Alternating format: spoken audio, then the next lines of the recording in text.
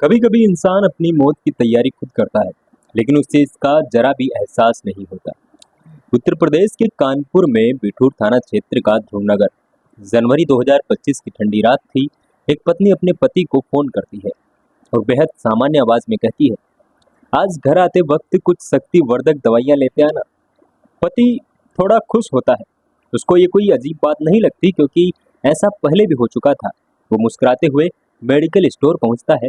दुकान पर काफी लोग खड़े रहते हैं, इसलिए वो चुपचाप एक कोने में इंतजार करता है। जब आखिरी ग्राहक भी चला जाता है तो वो झिझकते हुए दुकानदार से शक्तिवर्धक गोलियां मांगता है। दुकानदार गोलियों का एक पैकेट लाकर उसे दे देता है, लेकिन वो कहता है, भाई साहब थोड़ा ज्यादा दे दीजिए, बार बार दुकान पर आना मुझे अच्छा नहीं लगता। दुकानदार ये सुनता है और उसे कई सारी स्ट्रिप्स लाकर देता है। उसे वो अपनी जेब में रखता है और खुशी खुशी घर लौट जाता है। रात में खाना खाता है, पत्नी के साथ समय बिताता है और फिर वही गोलियां खा लेता है। उसे बिल्कुल अंदाजा नहीं था कि उसकी जिंदगी की ये आखिरी रात होगी। अगली सुबह करीब 6:30 बजे होंगे। घर से जोर जोर से रोने और चीखने की आवाजें आने लगती है। मोहल्ले के लोग दौड़कर वहां पहुंचते हैं तो देखते हैं कि 45 वर्षीय आबिद अली चौपाई पर बेसुध पड़ा हुआ है। उसकी पत्नी सबाना फूट फूट कर उसके पास रो रही थी। कुछ ही देर में उसका साला सलीम भी वहां पहुंच जाता है। पुलिस को सूचना दी जाती है। शुरुआती जांच में सबको यही लगता है कि शायद ज्यादा शक्तिवर्धक गोलियां खाने से उसकी मौत हो गई। जब पुलिस आबिद के कपड़ों की तलाशी लेती है तो उसकी जेब से वही शक्तिवर्धक गोलियों के 8 खाली रेपर बरामद होते हैं। पत्नी भी यही बताती है कि उसने ही रात में गोलियां मंगवाई थी और उसके पति को गोलियां खाकर सेक्स करने की आदत थी। पहली नजर में मामला सामान्य मौत जैसा दिखाई देता है। सबको पोस्टमार्टम के लिए भेज दिया जाता है और अंतिम संस्कार की तैयारियां शुरू हो जाती है। पूरे इलाके में एक खबर फैल जाती है कि एक व्यक्ति ज्यादा सेक्स वाली यानी शक्तिवर्धक गोलियां खाने से उसकी मौत हो जाती है। लेकिन लगभग 24 घंटे बाद जो पोस्टमार्टम रिपोर्ट पुलिस के हाथ में लगती है, तब उसी एक रिपोर्ट से ये पूरी कहानी पलट जाती है। रिपोर्ट में साफ तौर पर लिखा हुआ था कि आबिद अली की मौत दवाइयों से तो नहीं हुई, बल्कि गला दबाकर हत्या की गई है। ये पढ़कर पुलिस भी हैरान रह जाती है। अब सवाल यह था कि आखिर आधी रात को उसके कमरे तक पहुंचा कौन। पुलिस वाले सबसे पहले परिवार वालों से पूछताछ करते हैं। पत्नी से सवाल किए जाते हैं तो पत्नी कहती है, नहीं नहीं, हमारे तो संबंध बहुत अच्छे थे, मैं कैसे अपने पति को मार सकती हूँ। तभी पुलिस आबिद और सबाना दोनों के मोबाइल अपने कब्जे में ले लेती है और उनकी कॉल डिटेल निकालती है। आबिद के मोबाइल से कुछ भी संदिग्ध नहीं मिलता। ऐसा नहीं मिलता जिससे ये लगा हो कि आबिद कुछ गलत कामों में लग रहा हो। लेकिन सबाना के मोबाइल में एक नंबर ऐसा मिलता है जिस पर घंटों बातें हुई रहती है।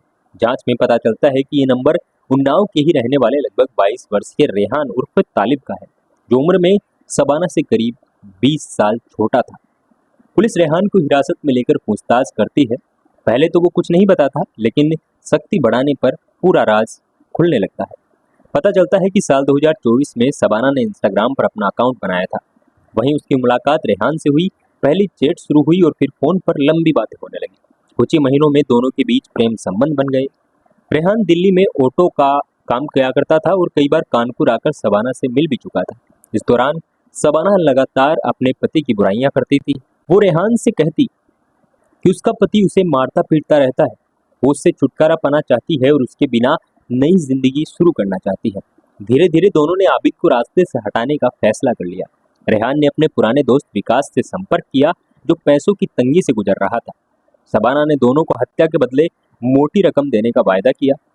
योजना बनाई गई कि पहले आबिद को शराब और शक्तिवर्धक गोलियां देकर बेहोश किया जाएगा, फिर उसकी हत्या कर दी जाएगी, ताकि लोगों को लगे कि उसकी मौत दवा के ओवरडोज से हुई है। जैसे उसकी जेब से लगभग 7 खाली रेपर निकले थे, उससे तो सबको यही लग रहा होगा कि यार इतनी भारी दवाइयां खाने से तो मौत होनी थी। 17 जनवरी को रेहान और विकास कानपुर पहुंचते हैं, एक होटल में ठहरते हैं। 18 जनवरी को सबाना उनसे मिली और पूरी योजना समझाई। उसी रात करीब 1 बजे दरवाजा पहले से खुला छोड़ दिया गया था। आबिद शराब और गोलियों के असर में लगभग बेहोश था। जैसे ही रेहान और विकास कमरे में पहुंचे, सबाना खुद अपने पति के सीने पर बैठ गई। विकास ने उसका गला दबाना शुरू किया, जबकि रेहान ने उसके हाथ पैर पकड़कर बैठ गया।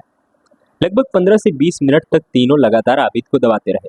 आखिरकार उसकी सांसें हमेशा के लिए थम गई। इसके बाद तीनों ने पूरे कमरे को इस तरह छोड़ा जैसे किसी सामान्य मौत का मामला। सुबह होते ही सबाना जोर जोर से रोने लगी। पड़ोसियों को बुलाया भाई को फोन किया और ऐसा नाटक किया जैसे उसके जीवन का सबसे बड़ा सहारा छिन गया हो। लेकिन किस्मत को कुछ और ही मंजूर था। पोस्टमार्टम रिपोर्ट ने पूरी साजिश उजागर कर दी। मोबाइल की call detail, Instagram chat, hotel में ठहरने के सबूत और पूछताछ में मिले बयानों ने हत्या की हर परत खोल दी। पुलिस ने शबाना, रेहान और विकास तीनों को गिरफ्तार कर जेल भेज दिया। इस पूरी कहानी में सबसे बड़ी बात यह रही कि आबिद के साले सलीम ने रिश्ते से ऊपर सच को चुना। उसे शुरू से अपनी बहन पर शक था और उसी की शिकायत के बाद पुलिस ने गहराई से जांच भी की। अगर वो भी चुप रहता तो शायद ये मामला हमेशा के लिए दवाइयों के ओवरडोज वाली मौत मानकर बंद कर दिया जाता।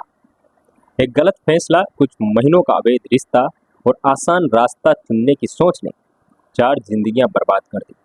एक पति अपनी जान गंवा बैठा, एक बेटा हमेशा के लिए अपने माता पिता से बिछड़ गया और 3 बाकी लोग जिंदगी भर जेल की सलाखों के पीछे बिताने के लिए मजबूर हो गए। यही वजह है कि कानून हमेशा कहता है रिश्ते टूट जाए तो उन्हें कानूनी तरीके से खत्म किया जा सकता है, लेकिन किसी इंसान की जिंदगी खत्म करने का अधिकार किसी को नहीं है।